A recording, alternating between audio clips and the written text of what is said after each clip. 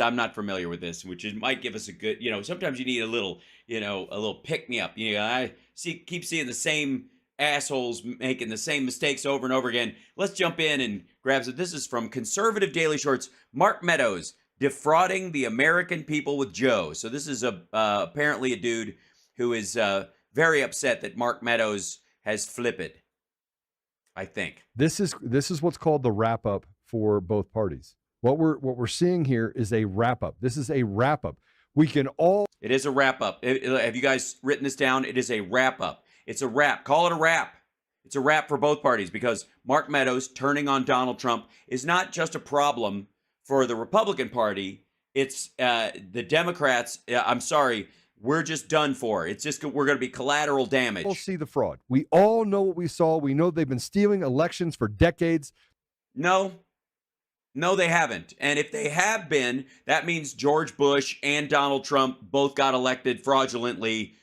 You fucking putz. They've been stealing elections all over the world. They have? Who's this they? Obviously, if it's all over the world, we're talking about the Illuminati, the Pentaveret. Clearly, my concern is with the Pentaveret, hold on one second. Yeah. Well, it's a well-known fact, Sonny Jim, that there's a secret society of the 5 wealthiest people in the world, known as the Pentaveret, who run everything in the world, including the newspapers, and meet tri-annually at a secret country mansion in Colorado known as the Meadows. So who's in this Pentaveret? The Queen, the Vatican, the Gettys, the Rothschilds, and Colonel Sanders before he went tits up. So, just in case you don't know who runs things, but they've been fixing elections all over the world, even the ones that go this asshole's way. Elections in pretty much every country out there. That has elections, I guess. Have they been fixing, according to this guy, they have not been fixing elections in the countries that don't have elections. So, just... You have John Bolton getting on TV saying, I was a part of a coup d'etat in other countries, but not here. Well, that's because he's a Republican, and he's been a Republican for a long time, and it's their specialty to screw up and create havoc, wreak havoc everywhere they go. Republicans? Okay, so we're back to talking about Republicans. These are some of the most mentally ill, mentally unstable. Both? I don't know. I think you have to flip a coin on that, sir. Most disgusting. Well, you can't be disgusting and evil if you're mentally ill and mentally unstable. It's not your fault. It's a mental illness. Ableist. Evil, demonic people you will find. They're on both sides of the aisle. Okay, well, that's good. At least it's fairly, it's a, what I would call a demonic schmear. Yeah. Both sides of the aisle. And yet there's an aisle between, dividing the evil down the middle. It's how Satan parts his hair. Right now, they want to tell us, they want you to be convinced that President Trump did something wrong. No, they don't want me to. They don't really care if I'm convinced. I'm convinced because reality points in that direction, stupid. What Republicans want is someone as fucking sponge-headed as you to think he isn't. President Trump is the one that said it was being... yeah, anything. Yeah, just go for it. Actually dishonest. No, I don't. No, sir. Back the fuck up. Hold on. No one is accusing of Donald Trump of being intellectually dishonest because we wouldn't be able to get through the word intellectual or intellectually without laughing.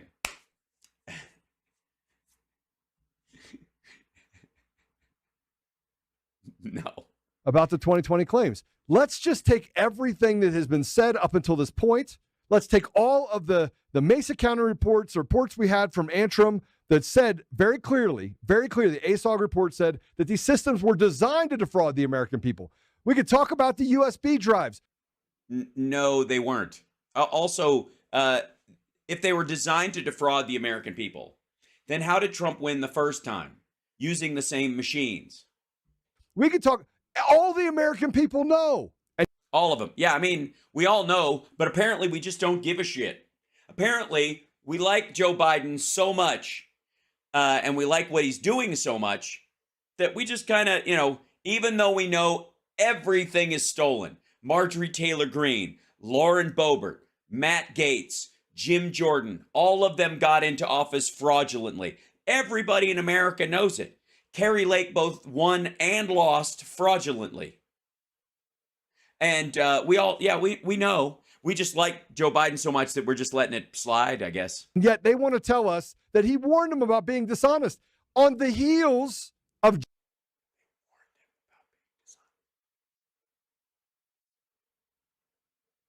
I don't know what he's referencing. I'm just going to go with that the statement of financial bullshit that he put on all of his assessments. Jenna Judas Ellis. Oh, ouch. Judas Ellis. Oh, pull the knife out. Oh, that hurts. Getting on saying, I'm a Christian. That is not a Christian. Yeah, that's precisely a Christian. Can I show you what's not a Christian? Can I, pal? Let me, if I may, give me a second. Let me. Well, shit, I think I can probably just do it here, I guess. Let's see. Let's go here. Yeah.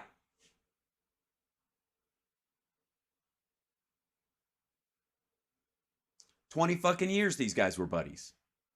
Anyways, you were spraying. You don't get to call yourself a Christian if you party with this fucking guy. I agree. Anyways, go ahead. And lie to protect your own skin. That's not. Well, you might have a case there. Yes, lying is anti-Christian. But interestingly enough, she was lying before. Now she's telling the truth, which would be the Christian thing to do. But like you fucking know. That's not the American way. That's betraying the American values. Now, if she's too stupid to understand the massive amount of election fraud, okay. If she's too stupid to see. I see. So you can be a stupid. If you're stupid, you can still be a Christian, according to this guy. But he's still not going to forgive you. It's an evil form of stupidity. See all the fraud that exists, but this one's different. It is different. It's very different. Lots of it's different. Whatever. Yeah. This one hits different. Mark Meadows granted. It is. This one hits different. I could feel it. It's right. Yeah. Immunity, and this is what happens. Former President Donald Trump's final chief of staff at the White House, Mark Meadows. Final of all of them, which he hates equally. Meadows has spoken with Special Counsel Jack Smith's team at least 3 times this year, including once before a federal grand jury, which came only after Smith granted Meadows immunity to testify under oath, according to sources familiar with the matter. Now, these are all sources, so you don't even know if it's true, but it is. Yeah, these are all sources. I mean, is source even a word? You know what I mean? Like, sources, whatever. True, because this is It's true. He spoke in front of a grand jury, dumb fuck. My guess is it's probably true. The sources. It's probably a source. You do realize that if it's a source, it has to be true. Otherwise, it's just a liar.